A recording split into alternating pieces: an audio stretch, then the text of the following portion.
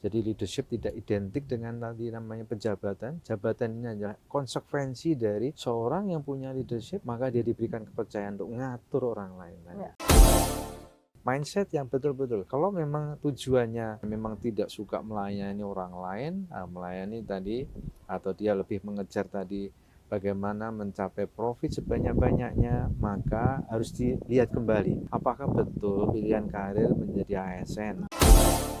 Jadi teman-teman yang menyaksikan ini, saya harap para pelamar sih kebanyakan yang akan menyaksikan ini. Jadi ini momennya gitu teman-teman.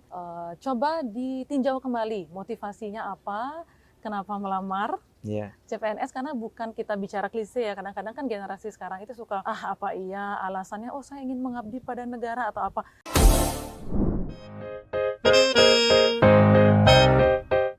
Yuk, sebelum podcastnya dimulai, mari kita simak wawancara berikut ini.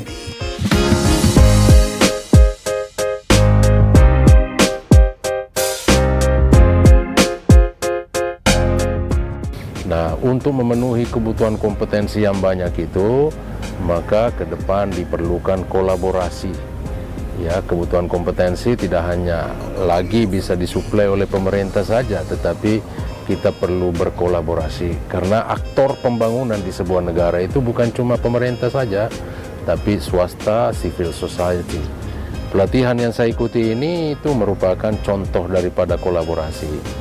Saya berharap kawan-kawan aparatur sipil negara di seluruh Indonesia tidak lagi semata-mata berharap pengembangan kompetensinya itu disuplai dari instansi pemerintah, tetapi juga tolonglah mengeksplorasi potensi-potensi yang ada, yang dimiliki oleh private sectors, yang dimiliki oleh civil society.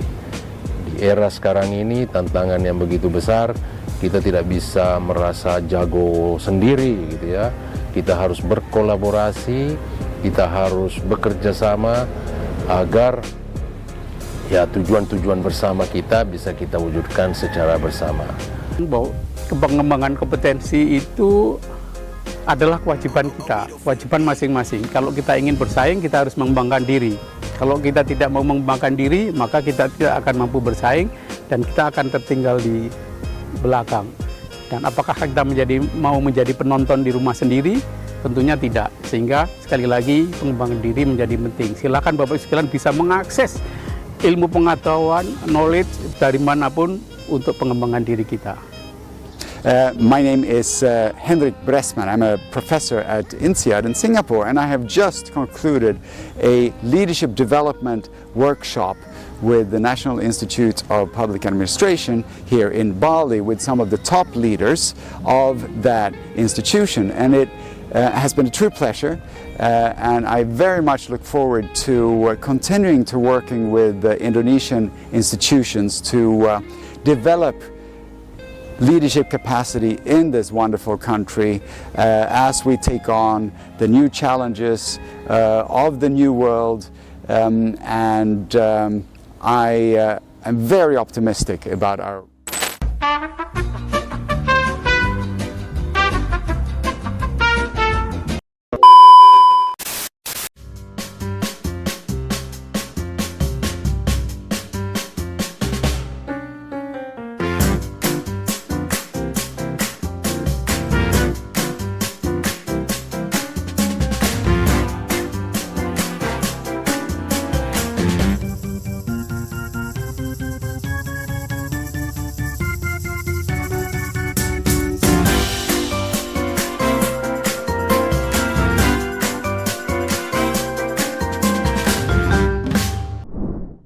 Sobat BKN, jumpa lagi kita dalam acara podcast kesayangan kita, XLC Podcast, Let's Talk and Learn. Well, Sobat BKN, pada hari ini kita berkesempatan berbincang-bincang dengan narasumber yang sangat menarik. Hari ini telah hadir bersama saya, PLT Kepala Lembaga Administrasi Negara, Bapak Muhammad Taufi. Apa kabar Ya, Pak? baik Mbak. Sehat ya? Alhamdulillah, Om Swastiastu kalau di Bali. Om Swastiastu. Iya. Ya. Jadi hari ini kebetulan ada kegiatan dari LAN ya Pak ya, bertempat di Bali. Ini Sobat BKN, jadi kebetulan dan mendapatkan kesempatan yang luar biasa nih, kita dari tim Kanrek 10 BKN Denpasar bisa berbincang-bincang dengan Pak Taufi pada hari ini. Dan seperti biasa, saya Agung Acinta yang akan membantu podcast kita pada hari ini. Nah, Pak Taufi apa kabar nih? Sehat? Alhamdulillah. Om Swastiastu. Om Swastiastu di Bali ini Iya. kita pertama kali podcastnya ini di outdoor, Pak. Outdoor, ya. Jadi angin sepoi-sepoi, Menyatu dengan alam. menyatu dengan alam, pemandangannya segar, hijau. Mudah-mudahan nih isi podcast ini bisa menyegarkan, Menyegarkan dan menginspirasi. menginspirasi teman-teman Sobat BKN yang nonton podcast ini. Oke, Sobat BKN, jadi pada hari ini itu dan sampai 3 hari ke depan ya Pak ya, kebetulan ada acara dari LAN yaitu Indonesian Public Sector Leadership Program, benar ya Pak ya, yang diadakan tanggal 1 sampai 3 Oktober bertempat di Bali. Nah, kita akan ngobrol-ngobrol nih Sobat BKN tentang leadership program dari LAN itu seperti apa. Tapi sebelum itu Pak Taufi, karena Sobat BKN kita tuh biasanya taunya BKN nih. Nah, kita pingin Sobat BKN kita nambah wawasannya kali ini di podcast ini. Jadi Bapak boleh diceritakan dong ini LAN itu secara singkat mungkin seperti apa, mungkin perannya di lembaga pemerintah atau dalam hal urusan aparatur sipil negara. Kemudian ini kan kegiatannya bekerja sama dengan Tanoto Foundation dan INSEAD ya. Mungkin boleh di-sharing juga sedikit kenapa dengan dua instansi tersebut begitu. Silakan Pak. Ya, baik. Terima kasih Mbak Agung.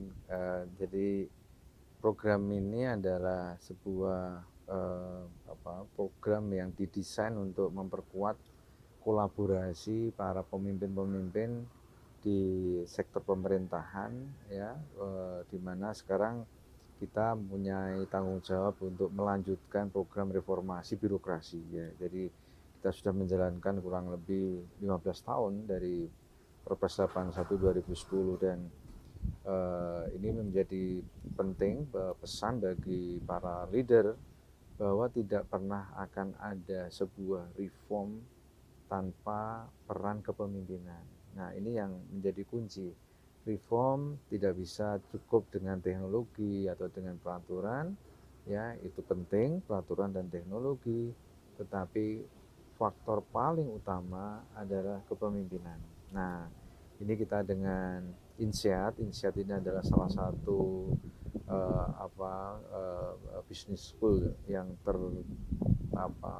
tinggi ya ratingnya di dunia ini ya, bersama dengan MIT, Harvard ya, Stanford ya, dan kita juga kolaborasi juga dengan kawan-kawan, ada BKN, ada dari Bappenas dan Kementerian Dalam Negeri, karena instansi-instansi ini adalah pemain utama, motor untuk menggerakkan reform di Indonesia bersama Menpan. Teman, kebetulan kawan-kawan Menpan hari ini ada banyak kesibukan, ya ada beberapa event nasional, besok ada Sakib Awards, sehingga kawan-kawan akan nyusul mungkin yang batch yang kedua gitu ya. Nah, terkait dengan apa LAN ini ya, LAN ini bagian dari penanggung jawab utama di dalam kebijakan manajemen ASN bersama BKN, bersama Menpan. Kemarin sebelum ada Undang-Undang 2023 ya, bersama KASN ya, LAN, BKN, Menpan, KASN adalah instansi yang tanggung jawab di dalam mengelola kebijakan terkait ASN. Nah, sekarang dengan undang-undang yang baru ya, LAN bertanggung jawab di dalam untuk pengembangan kapasitas dan pembelajaran para ASN ya. Kemudian BKN bertanggung jawab dalam pelayanan administrasi kepegawaian, dan Menpan bertanggung jawab dalam kebijakan untuk manajemen ASN. Jadi ini 3 institusi yang menjadi kunci, yang menjadi inti di dalam pengelolaan ASN seluruh Indonesia. Ya, jadi itu Sobat BKN sudah mulai mengenal ya, walaupun secara umum sedikit, tapi bisa dicari tahu lebih lanjut. Yang jelas LAN, BKN, Menpan itu bertiga instansi yang tiga serangkai yang berperan dalam pengelolaan manajemen ASN gitu, dari sisi pelatihannya, kemudian pelayanan manajemen dan administrasi kepegawaian, juga terkait kebijakan ya. Jadi ini Sobat BKN yang mau melamar CPNS nih terutama harus paham gitu, harus coba mulai mengerti instansi-instansi pemerintah yang ada. Eits, sebelum dilanjut podcastnya, mari kita simak wawancara para deputi Lembaga Administrasi Negara.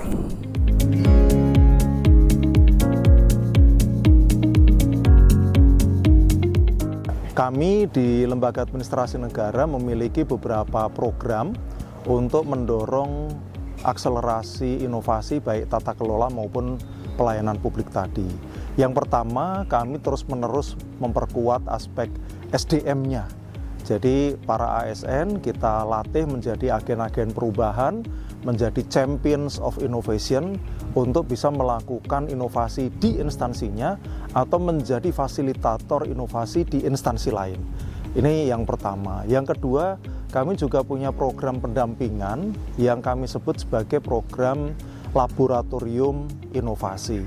Nah, sampai tahun 2024 ini sudah lebih dari 120 kabupaten kota yang kami dampingi dengan menghasilkan sekitar 12.000 inovasi yang tersebar di seluruh pelosok penjuru negeri ini. Dengan program laboratorium inovasi ini, kita berharap yang pertama akan muncul kesadaran dan kemauan untuk berinovasi. Karena inovasi itu bukan hanya soal teknis bagaimana cara berinovasi, tapi lebih kepada bagaimana kita punya mindset yang tepat untuk berinovasi, punya kegigihan dan punya ketangguhan untuk berinovasi. Nah, itu yang kita sebut sebagai tahap drum up. Yang kedua adalah setelah kita bisa membangun kesadaran berinovasi itu, maka kita akan lakukan upaya mengenali problematika organisasi. Kita akan melihat apa sesungguhnya masalah yang dihadapi, kemudian area mana yang bisa kita lakukan perbaikan, dan prioritas apa yang harus kita kerjakan. Nah, ini akan kita lakukan dengan teknik berpikir kreatif. Jadi, melakukan sesuatu yang berbeda dari biasanya. Ini yang kita sebut sebagai teknik berpikir kreatif. Nih, dan ini kita sebut sebagai tahap diagnose. Tahap ketiga dari program laboratorium inovasi itu adalah desain. Desain adalah mencoba menurunkan ide kreatif tadi yang sudah kita peroleh di tahap kedua itu ke dalam sebuah rencana aksi yang akan kita implementasikan. Nah, maka setelah desain kita masuk ke tahap yang keempat, yaitu deliver. Deliver adalah melakukan, melaksanakan, mengimplementasikan apa yang sudah kita tuangkan di dalam rencana aksi inovasi. Dan setelah ada implementasi tentu akan ada hasilnya. Dan hasil itu harus dipastikan bisa direplikasi. Maka tahap kelima kita punya program yang namanya adalah display. Display adalah sebuah event yang berisi tentang upaya untuk mempromosikan inovasi, untuk menjadikan inovasi itu sebagai habit, untuk menjadikan inovasi itu sebagai kebiasaan bagi instansi yang bersangkutan maupun bagi lingkungan yang lebih luas. Itu program-program yang dilakukan oleh LAN selama ini untuk mendorong inovasi terutama di pemerintah daerah. Jabatan Inovasi Manajemen ASN itu terkait dengan bagaimana manajemen ASN itu tidak lagi seperti yang saat ini, gitu ya. Jadi inovasi yang diharapkan dari jabatan yang ada di LAN itu bagaimana kita bisa lebih efektif, ya, memperjuangkan atau melakukan hal-hal yang lebih efektif. Contohnya adalah, misalnya, selama ini kita melakukan rekrutmen pegawai itu 1 tahun sekali, ya, seremonial, gitu loh. Padahal seharusnya pengadaan PNS itu bisa dilakukan secara 2-3 kali dalam setahun misalnya. Nah, ini untuk menutup peluang-peluang terjadinya ada rekrutmen pegawai honorer, ya. Yang ini yang menurut saya akibat dari tadi, ya, rekrutmen PNS itu setahun sekali, sehingga setiap orang yang pensiun lebih cepat 10-11 bulan dari periode atau jadwalnya rekrutmen itu ditutup oleh pegawai-pegawai honorer, ya, yang kemudian akhirnya membludak pegawai-pegawai honorer saat ini, ya. Dan ini kita ke depan mudah-mudahan bisa memperbaiki metodologi atau cara merekrutmen PNS, ya, dan itu mudah-mudahan kita tuangkan juga dalam RPP yang sedang kita susun. Yang kedua, ya, kita paham bahwa sistem merit atau manajemen talenta itu sedang kita implementasikan di Indonesia ini atau di birokrasi, ya. Tapi kita juga terhalang oleh regulasi yang kepangkatan itu menjadi bagian tetap yang menjadi pertimbangan ketika mengangkat seseorang untuk menduduki satu jabatan tertentu. Ya, padahal kita sedang memperjuangkan gimana caranya mendapatkan top talent yang bagian dari fast track ya, supaya siapapun yang punya kompetensi yang cukup, pengalaman yang cukup ya, yang mumpuni, sehingga orang tersebut bisa menduduki jabatan strategis, misalnya menjadi JPT Pratama misalnya gitu ya. Tapi karena pangkat menjadi bagian dari persyaratan, sehingga itu pun juga penghalang untuk mendudukan orang-orang yang profesional untuk menjadi pejabat tertentu. Ya, sehingga inovasi yang kita tawarkan adalah bagaimana supaya mereka yang cukup mumpuni atau cakap untuk duduk dalam suatu jabatan tersebut, regulasinya tidak lagi mengatur kepangkatan tersebut secara formal gitu ya. Nah, bisa juga misalnya kalau itu menjadi persyaratan, itu ada mekanisme reward ya, yang bisa didapat oleh seseorang ketika diukur kompetensinya atau kualifikasinya ya. Kemudian pangkatnya bisa mengikuti. Artinya pemerintah bisa memberikan kepangkatan istimewa kepada seorang tertentu yang punya talent-talent yang memang mumpuni gitu. Sehingga ketika mereka sudah waktunya kita dudukan dalam suatu jabatan, pangkatnya sudah bisa sesuai dengan persyaratan administrasi gitu. Ya, nah yang berikutnya adalah juga kita ini sekarang memasuki birokrasi yang kombinasi antara generasi yang tua dan generasi muda, atau kita sebutnya milenial dan generasi Z yang sudah masuk juga ke dalam birokrasi gitu. Nah, berbagai cara dilakukan oleh para generasi muda itu supaya pekerjaan di birokrasi itu menjadi lebih mudah, ya, menjadi lebih efektif, lebih efisien dan seterusnya gitu ya. Dan gagasan-gagasan inovasi yang diusulkan oleh para generasi muda ini kadang-kadang tidak fit dengan mereka para pemimpin-pemimpin yang justru bukan dari golongan generasi muda tadi. Ya, kita sebutnya generasi kolonial misalnya gitu ya, yang memang perlu effort yang cukup tinggi untuk bisa bagaimana memfitkan antara yang diusulkan dengan tadi keinginan dari para pemimpin yang sekarang itu mereka kita sebut generasi kolonial gitu ya, generasi yang tua di atas 50 tahun itu gitu ya. Nah, ini tantangan yang menurut saya cukup berat ya, yang harus kita ambil, kita menjadikan jalan keluar yang supaya antara kebutuhan pimpinan yang di atas 50 tahun itu kemudian juga bisa sesuai dengan kebutuhan atau keinginan para generasi muda yang menurut saya udah lebih dari 50% ya, generasi milenial dan generasi Z itu ada di birokrasi gitu ya. Mereka generasi milenial dan generasi Z itu mereka yang inginnya serba cepat, serba praktis dan digitally mindset gitu. Nah, sementara pemimpinnya mereka adalah bukan generasi yang digital mindset gitu. Nah, ini yang bagaimana mengkonekkan atau mengkombinasikan antara generasi tua dan generasi muda supaya birokrasi itu lebih efektif gitu. Nah, wawancara yang mantap bukan? Kuy, kita kembali ke podcast lagi. Ya, jadi begitu Sobat BKN, dan seperti yang tadi disampaikan Pak Taufi, ini tuh kita bicara soal reformasi birokrasi ya Pak ya, secara besar bahwa diperlukan kepemimpinan kalau memang kita mau mereform, harus ada kepemimpinan. Nah, tapi saya perhatikan ini di acara pada kali ini yang diadakan LAN itu membahas leadership signature Pak Taufi. Mungkin boleh di-share kepada Sobat BKN di rumah, kenapa leadership signature gitu? Apa yang membedakan dengan leadership pada umumnya? Ya, ini pertanyaan yang menarik karena jadi secara umum kita memahami leadership itu kepemimpinan adalah orang yang membuat sebuah perubahan, ini tanggung jawab membuat sebuah perubahan. Ya. Dan untuk membuat sebuah perubahan dia harus punya visi, tidak hanya membuat visi tapi bagaimana membuat orang bisa memiliki komitmen dan memberikan potensi terbaiknya ya dalam mewujudkan visi yang diciptakan oleh pemimpin tadi. Ya, ini tiga hal tadi. ya, membuat perubahan dari mewujudkan visi dan menggerakkan tadi komitmen dan potensi para pegawai ini.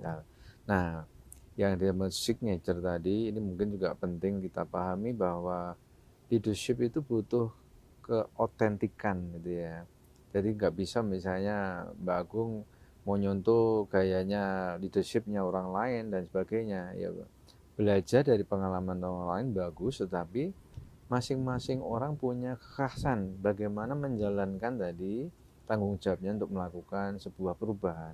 Bagaimana dia kemudian mengembangkan potensi orang-orang yang dipimpin. Jadi signature dalam hal ini bahwa orang harus melihat sendiri ya bagaimana sebuah calling, sebuah panggilan dirinya ya, dan bagaimana dia mengembangkan dirinya ya menjadi dirinya. Menjadi seorang pemimpin tidak harus berpura-pura menjadi orang lain, tetapi kembali pada dirinya. Nah, ini sangat penting ketika kita bicara konsep leadership tadi. Memang ini juga kita sampaikan juga ke kawan-kawan para leaders ya, bahwa pertama harus kita lihat dulu bahwa pertama apa motivasi dia memimpin orang lain ya. Ini sangat penting ya untuk meyakinkan atau juga memperkuat fondasi paling dasar ya dari setiap leader, yaitu sebuah panggilan untuk memberikan kesejahteraan bagi orang lain, sebuah panggilan untuk menjalankan tanggung jawab kepada orang lain, pada organisasi kita. Ketika kita ingin menjalankan fungsi sebagai leaders di setiap organisasi, kalau motivasinya untuk mencari ketenaran, mencari uang, mencari pujian, pasti tidak akan lama dia. Ya, artinya tidak akan lama dalam arti peran kepemimpinannya tidak akan bisa berkembang. Ya, nah ini yang sangat penting. Setiap leader ya ini punya sebuah motivasi yang murni, yang paling mendasar, yaitu dia merasa punya tanggung jawab terhadap orang lain, punya tanggung jawab untuk kesejahteraan orang lain sekitarnya. Ya, nah sehingga tadi ketika dia diberikan kemudian kewenangan, jabatan, maka dia bisa menggunakan jabatannya tadi untuk kesejahteraan orang banyak. Nah, sebaliknya ketika dari awal motivasinya tadi mencari sesuatu tadi yang bukan untuk mensejahterakan atau ya memberikan kemanfaatan bagi orang lain, maka ini akan menjadi sebuah bumerang, karena kewenangan yang semakin besar dimiliki oleh seorang leader ini akan menjadi pintu baginya tadi akan melakukan tadi tindakan korupsi, penyalahgunaan wewenang dan seterusnya dan seterusnya. Jadi ini yang disebut dari signature tadi adalah bahwa kembali pada motivasi yang paling mendalam dan kemudian menjadi leader adalah mengalir ya, bagaimana tadi mengalirkan motivasi tadi melalui skill, karakter dia ya. Misalnya contohnya orang introvert nggak bisa jadi ekstrovert. Ya, apakah orang introvert nggak bisa jadi leader? Bisa jadi leader juga, ya. Tetapi yang salah ketika dia introvert, orangnya pendiam, ketutup, kemudian dia tiba-tiba pengen jadi orang ekstrovert, maka dia akan kesulitan. Dia tidak menjadi dirinya sendiri. Ya, nah ini yang penting tadi.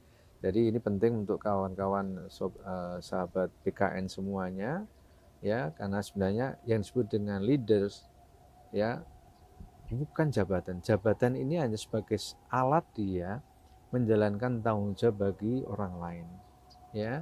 Nah, apa sebenarnya esensi leadership tadi? Kembali tadi yang rasa tanggung jawab terhadap sesama, kemudian dia mengingin sebuah perubahan. Ada sebuah cita-cita yang mulia yang kemudian dia akan lakukan tadi bersama orang-orang di sekitarnya, dan itu bisa dilakukan oleh semua orang, termasuk kawan-kawan CPNS ketika nanti menjadi PNS. Itu bakat leadershipnya harus dikembangkan. Bagaimana mengembangkan bakat leadership? Mulai dari awal peduli pada orang lain, peduli pada apa yang menjadi concern organisasi, dan semua leader akan siap memberikan sesuatu yang lebih dari dirinya untuk orang lain. Itu ya yang penting dipahami oleh kawan-kawan ASN muda. Semua bisa menjadi berkarir pada puncaknya kalau dia mengasah dari kemampuan leadership.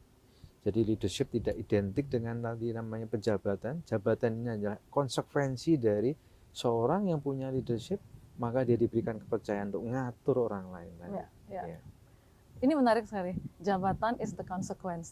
Jabatan konsekuensi dari justru memiliki karakter leadership. Jadi bukan, kadang-kadang kan orang salah kaprah, jabatan itu dianggap sebagai gift atau hadiah atau semacam ini reward. So ketika saya menjabat, saya bebas melakukan apapun. Tapi seperti yang tadi Pak Taufi jelaskan, justru motivasinya dulu, leadership itu harus motivasinya dulu yang memang untuk orang banyak, organisasi, dan baru kemudian dari sana kita yakin gitu dengan diri sendiri, apapun karakter kita, entah introvert, extrovert, kita bisa be a leader, bukan jabatan, tapi memiliki leadership yang tadi, leadership yang khas, leadership signature itu.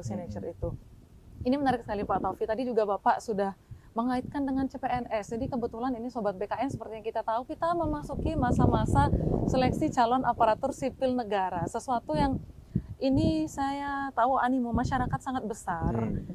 Entah apa motivasinya. Jadi apapun itu, seperti yang tadi Pak Taufi jelaskan, leadership tidak hanya ketika menjabat, tapi bahkan ketika teman-teman akan berkomitmen untuk melayani masyarakat. Nah, itu dia poin yang penting. Ini poinnya penting. Nah, kalau dari sisi itu, Pak, ini kita kan merekrut di awal, kita merekrut dengan katakanlah CAT, Computer Assisted Test yang dilaksanakan BKN. Ada tes tertulis, ada tes komputernya, ada tes TIU, intelijensianya, ada tes karakteristik pribadi juga, ada tes wawasan kebangsaan. Nah, dari sudut pandang Pak Taufi juga dari institusi LAN gitu, sebenarnya idealnya kita sudah menyaring leadership seseorang itu di rekrutmen awal, atau memang nanti baiknya dia dikembangkan gitu sambil berjalan. Jadi ketika sudah dapat SDM-nya dengan kualifikasi kompetensi tertentu gitu, kita belum bicara leadership-nya gitu, baru kemudian dikembangkan gitu. Atau sebenarnya kita bisa saring itu dari awal gitu, apa dia ada kualitas leadership atau tidak? Jadi ini yang sering namanya talent overrated. Talent overrated. Talent overrated itu artinya itu, begini, orang itu selalu mengandalkan bahwa orang akan berkarir tinggi karena memang dia orang bertalenta. Itu salah. Ya. Oke, ini menarik. Karena leadership ini prinsipnya adalah are made not born. Ya, leadership itu dibuat, bukan dia dilahirkan jadi leader, bukan. Oke. Ini pemahaman modern. Ini basic dan prinsip ini. Mungkin kalau di cerita-cerita rakyat zaman dulu ya kan, ya memang ada cerita ya kan, namanya leader itu ya mungkin dari kayangan ya. Jadi dia memang dapat tugas lah ya, kalau di Bali istilahnya memang dari dewa-dewa dan sebagainya. Born to be a leader. Ya. Nah, tetapi pandangan modern tidak. Leaders are made. Ya, leaders itu dibentuk, ya, dididik, ya, dikembangkan.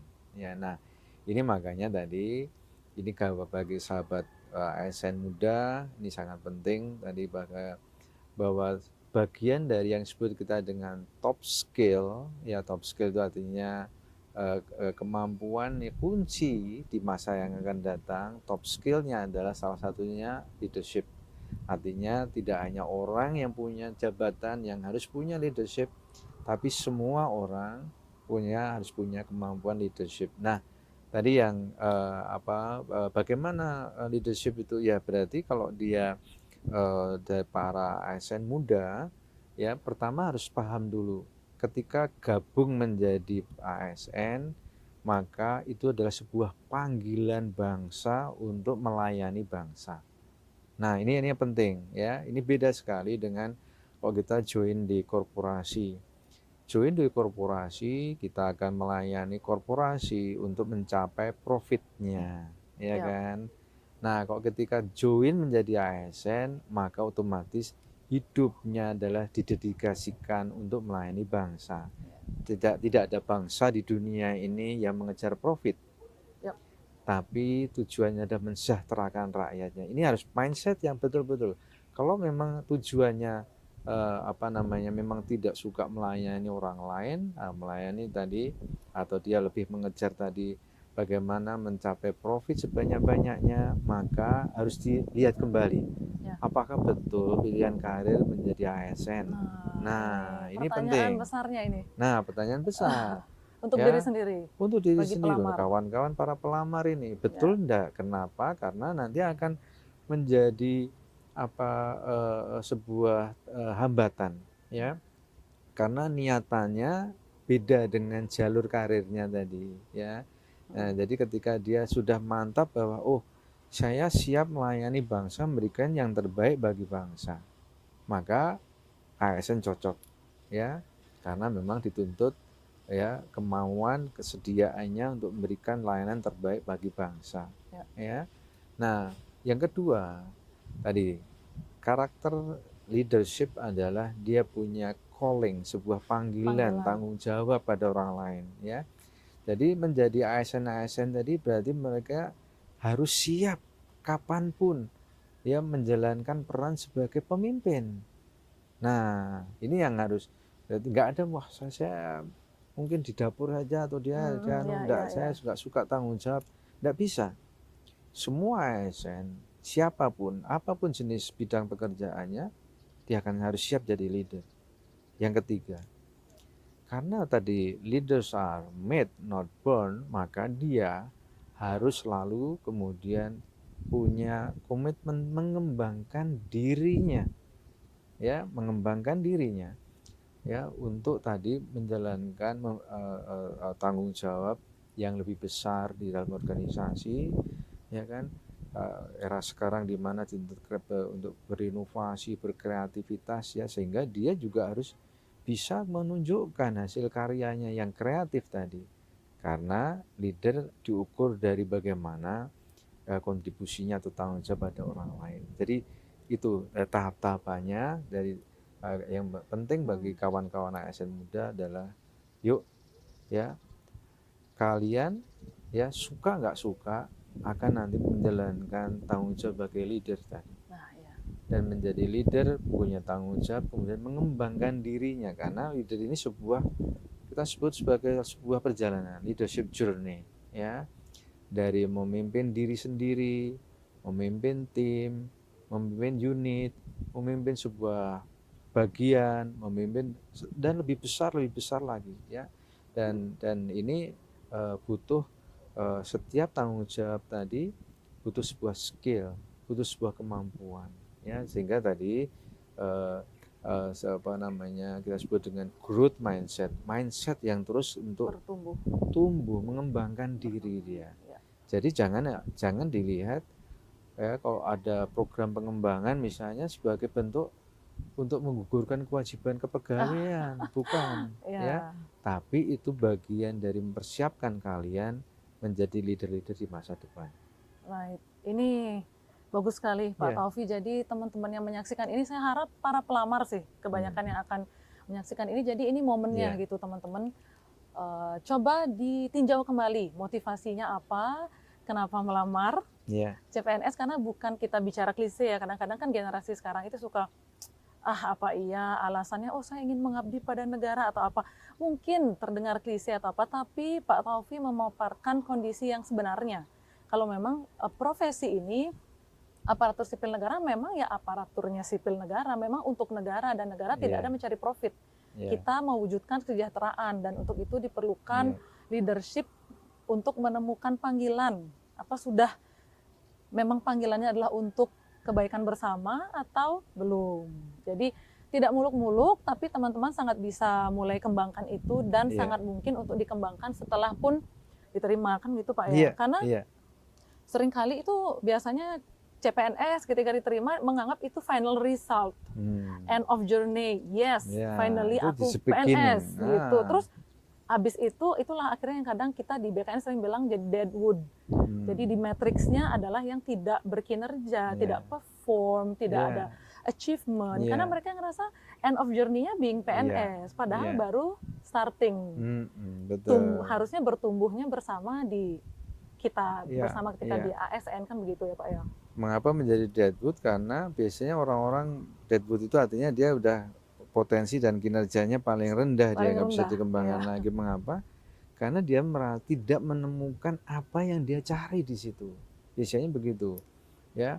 Kalau kita lihat dari sisi input, semua CPNS, semua calon ASN adalah orang-orang yang terbaik. Ya, apalagi melalui hasil seleksinya Seleksi yang ketat, ketat. CAT Ya, dan banyak prosedurnya, betul. ya. Nah, dia harus mengalahkan kompetitornya ribuan, bahkan puluhan ribu yang lainnya. Artinya mereka inputnya bagus, Ya. tetapi kenapa? Nah, pertanyaannya. Ada yang survive sampai kemudian ke karir yang tertinggi, ada yang tadi macet di tengah-tengah, atau bahkan baru awal sudah macet. Karena dia tidak, memang itu ibarat kayak dia sebuah ikan yang tidak kemudian masuk di dalam lingkungan habitatnya dia. Dia tidak menemukan sesuatu di situ. Sehingga tidak ada alasan, dia tidak punya motivasi Purpose, ya. untuk mencapai karir yang tinggi tadi. Ya, Ya kan? ya. Atau lingkungannya tidak bisa menerima dia. Oh, ini bukan ikan bagian dari kita, ini ikan aneh nih, ya kan? Ya seperti itu, ya. Jadi ini penting, Merasa outlier. ya, karena sekarang opsi pilihan karir banyak dan ini kawan-kawan harus paham, ya, apa konsekuensinya menjadi seorang ASN tadi. Gitu. Ya.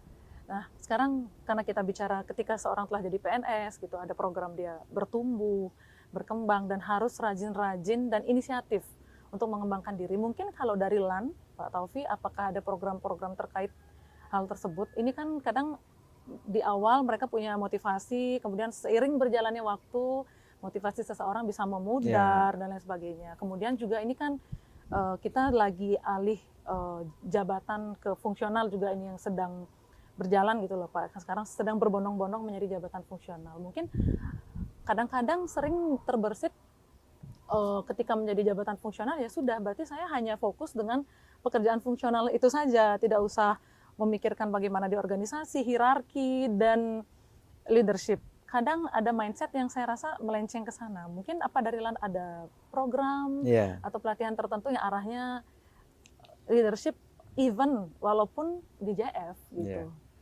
Jadi ini yang pertama memang di dalam PP yang kebetulan kita sedang susun ini, ya kan, turunan dari Undang-Undang baru tentang ASN, Undang 20 2023, ya kita lagi nyusun yang dimana memang ada pelatihan yang sifatnya wajib, yaitu mulai pelatihan dasar, kawan-kawan nanti CPNS kalau mau masuk diterima, akan diberikan haknya penuh menjadi ASN, ya calon ASN menjadi ASN, syaratnya tadi adalah kalau PNS untuk ada pelatihan dasar.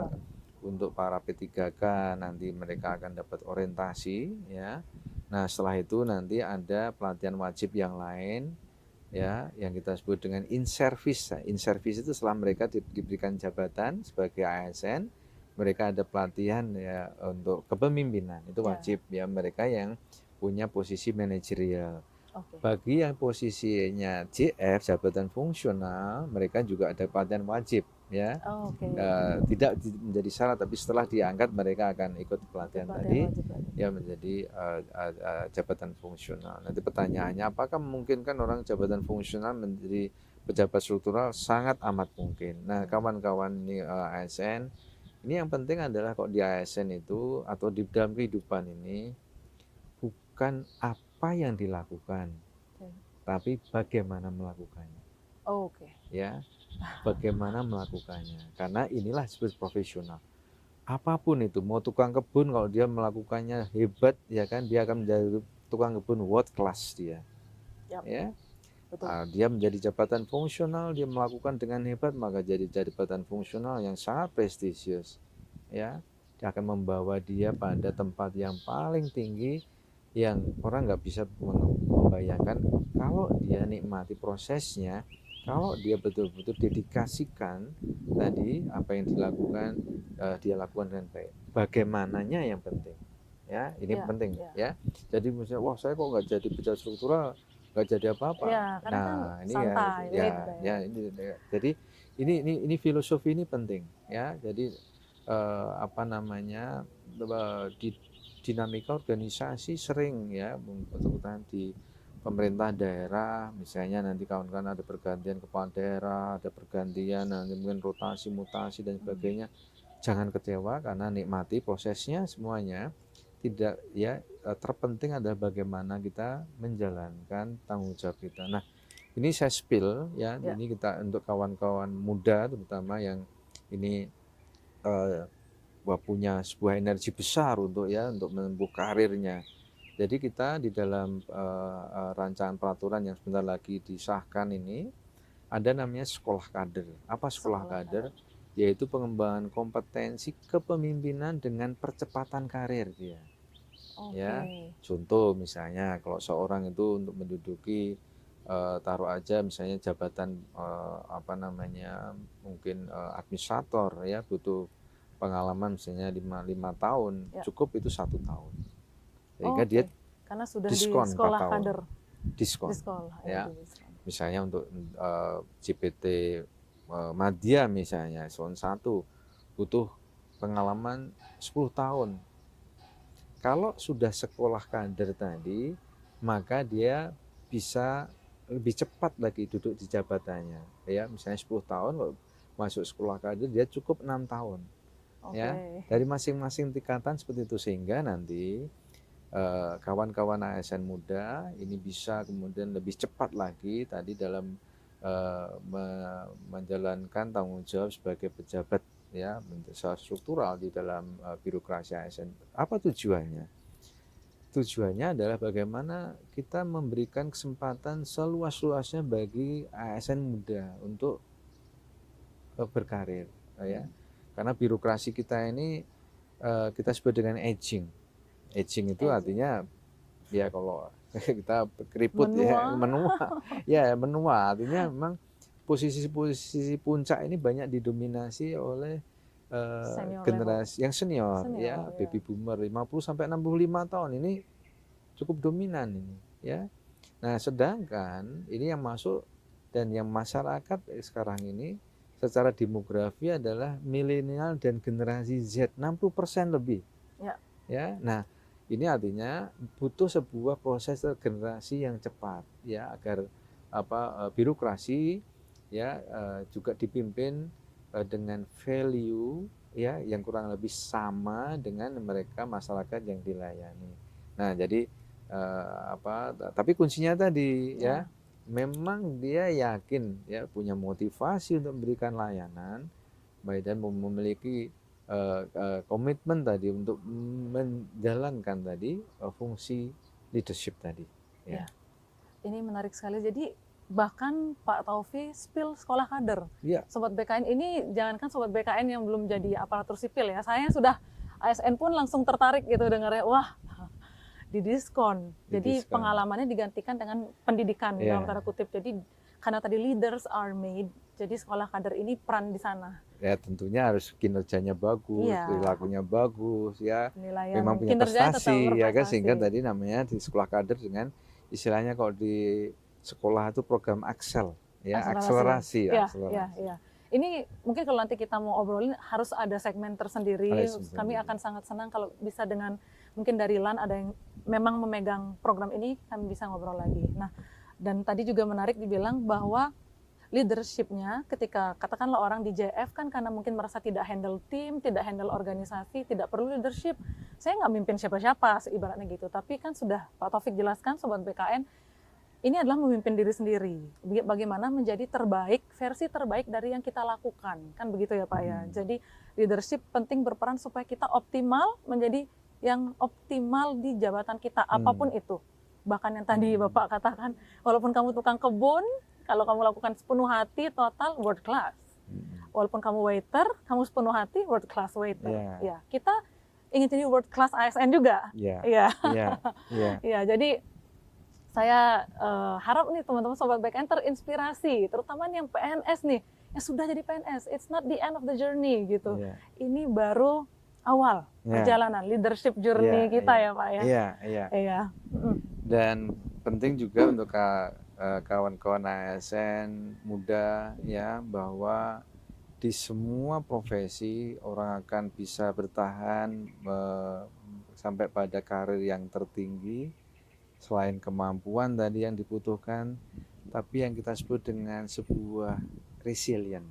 Ya, resilient itu ketahanan diri. Ya, ini seringkali kan misalnya anak muda ini kok dimarahi langsung ngambek dia. Ya. Nah, ini enggak ada kita, ya enggak ada. Jadi bagaimana orang yang sukses itu kadang-kadang enggak pinter dia. Tapi orang yang kemudian punya motivasi tinggi, gigih sekali dia gigit, nggak pernah dia lepas dia. Ya kan, mau hujan, mau badai, mau dimarahi dia gigit itu. Nah, itu yang penting.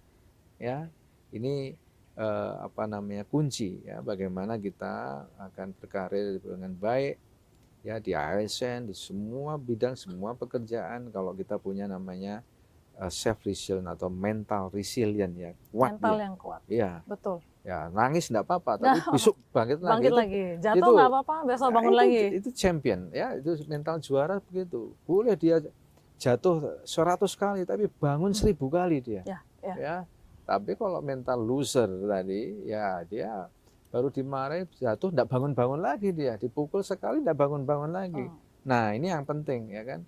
Tadi tidak semua kita lihat petinju-petinju hebat, semua pengusaha-pengusaha hebat, semua profesional yang hebat dia gagal dan dia akan bangkit lagi karena kegagalan tadi ini sebuah pelajaran untuk dia menjadi lebih kuat lagi. Ya, betul. Itu kebetulan ini kita sudah mendekati akhir sesi, Pak Taufi. Jadi jangan menyerah, teman-teman. Jadi jangan juga memandang leadership sebagai sesuatu topik yang jauh di awang-awang atau jauh dari diri kalian, Sobat BKN. Karena seperti yang tadi telah disampaikan, leadership signature, be you, tapi leadership gitu. Tetap jadi dirimu, tapi tetap bisa memiliki leadership yang tidak hanya dilihat untuk memimpin tim, organisasi, tapi memimpin diri kalian sendiri untuk menjadi yang terbaik versi kalian. Karena dengan begitu kita yakin ya Pak ya, harapannya kita, pemerintah Indonesia, kita akan menuju ke kualitas ASN yang world class, akan menjadi kualitas ASN yang tangguh, mentalnya kuat. Untuk teman-teman yang baru melamar, ayo ditinjau lagi motivasinya apa. Untuk yang sudah jadi PNS atau P3K, apa ASN, ayo dibangkitkan lagi motivasinya untuk be the best in you, gitu ya Pak ya, kurang lebih. Iya, betul. Jadi acara ini tuh luar biasa sekali. Acaranya LAN juga luar biasa. Tidak heran ya, nggak mengangkat leadership sudah terjawab, Sobat BKN. Dan untuk itu mungkin kita sudah banyak mengulik tentang leadership. Terima kasih banyak Pak Taufi. Terima kasih, Matur suksme, kalau orang Bali bilangnya matur suksme sudah sharing. Kita ketemu lagi Sobat BKN di topik XLC Podcast lainnya. Sampai jumpa XLC Podcast, let's talk and learn. Dah. Sukses semuanya. Sukses semua. Oke, terima kasih.